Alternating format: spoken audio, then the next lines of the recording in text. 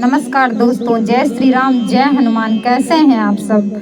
अगर आप भक्त हैं, ईश्वर की सत्ता पे यकीन करते हैं, तो एक बड़े रहस्य की बात आज मैं आपको बताने वाली हूँ। बड़ी मेहनत और बहुत सर्च करने के बाद श्री विष्णु पुराण से ये खास वीडियो जो आपके मन के भी बहुत सारे सवाल का जवाब देंगे और आपकी हर परेशानी को हल भी करेंगे। ये बातें जो आज मुझे भी अचंभित कर दिया है, सोची अपने मित्रों से शेयर करनी चाहिए। तो दोस्तों, बिना स्किप किए आज का ये वीडियो आप अवश्य देखें। आप मुझे लाइक एवं सब्सक्राइब करें ना करें ये तो आप पे निर्भर करता है, लेकिन मुझे उम्मीद है मेरी ये जानकारी से भरा वीडियो आपको बहुत ही ज़्यादा फायदा पहुंचाएगा। अगर अच्छा लगे तो लाइक एवं सब्सक्राइब कर लीजिएगा। मुझे पता है कि हमारे जैसे हजारों यूट्यूबर हैं, लेकिन हमेशा मैं सबसे अलग हटकर वीडियो बनाती हूँ, जो कि रेयर ही आपको सुनने या देखने को मिलेगा।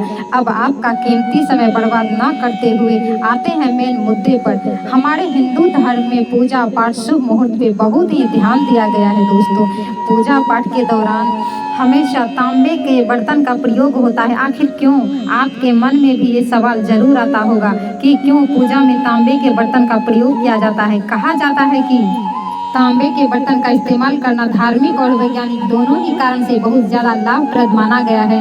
पूजा पाठ में दूसरे बर्तन के प्रयोग से नकारात्मक प्रभाव पड़ता है, वहीं तांबे के बर्तन के प्रयोग से कई गुना पॉजिटिव एनर्जी क्रिएट हो जाती है और भगवान प्रसन्न होते हैं। वहीं दूसरी तरफ वैज्ञानिक की मान्यता है कि तांबे के पात्र में पानी पीने से स्वास्थ्य लाभ मिलता है।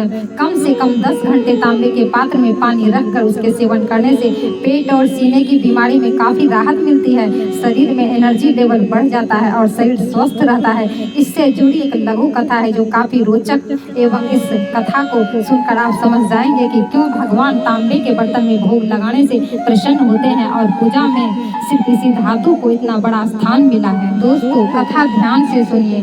प्राचीन काल में जब सृष्टि का आरंभ ही हुआ था, उसी समय महासुर गुडाकेश ने तांबे का शरीर धारण कर 14,000 वर्षों तक श्रद्धा और दृढ़ता पूर्वक भगवान की आराधना की थी। उसकी निश्चयपूर्ण तपस्या से प्रसन्न होकर भगवान ने गुडाकेश को दर्शन दिए।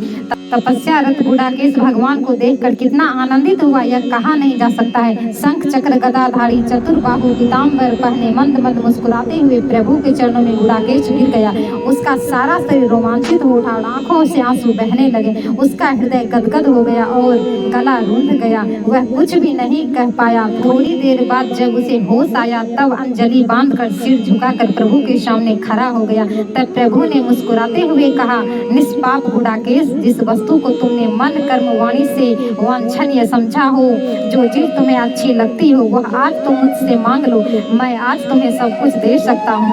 भगवान की बात सुनकर गुडाकेश ने विशुद्ध हृदय से कहा, भगवान, यदि आप मुझ पर पूर्ण रूप से प्रसन्न हो तो ऐसी कृपा करें कि मैं जहाँ जहाँ जन्म लूँ, हजारों जन्मों तक आपके चरणों में मेरी दृढ़ भक्ति बनी रहे। और मैं एक बात आपसे चाहता हूँ कि आपके हाथ से छूटे हुए चक्र से ही मेरी मृत्यु हो, और जब मैं चक्र से मारा जाऊं तब मेरे मांस मज्जा आदि ताम्र रूप में परिवर्तित हो जाएं और मैं अत्यंत पवित्र हो जाऊं। उनकी पवित्रता इसी में है कि उनमें भोग लगाने से आपकी प्रसन्नता संपादित हो, अर्थात मेरे मरने के बाद मेरा शरीर आपके ही काम में आए। जो भक्तजन मेरे इस पात्र में आपको भोग लगाएंगे, उनके हर मनोकामना को आप पूर्ण करें और उन्हें जल्द ही मुक्ति मिले। भगवान ने उसकी प्रार्थना स्वीकार कर ली और कहा, तब तुम तांबा होकर ही रहो। यह तांबा मुझे अत्यंत प्रिय होगा।